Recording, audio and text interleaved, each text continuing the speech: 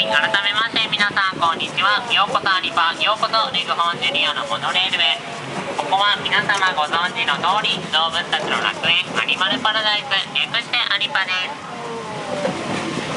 はい、ここアニパではたくさんの動物たちが働いています。ちょうど今下の方では郵便屋さんのペリカンバーガーがお手紙の配達の準備をしているところです。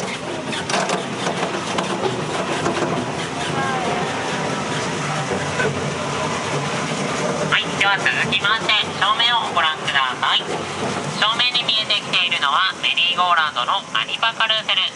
このアニパカルーセルには1頭だけ変わったシマウマがいるそうなので、ぜひ探してみてください。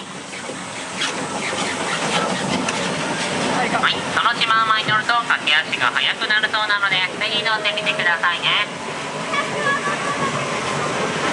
はい、その他にもアニパには楽しいアトラクションがまだまだありますので、ぜひ楽しんでいってください。はい、じゃあ間もなくホームに到着いたします。乗り物が完全に止まるまでそのままでお待ちください。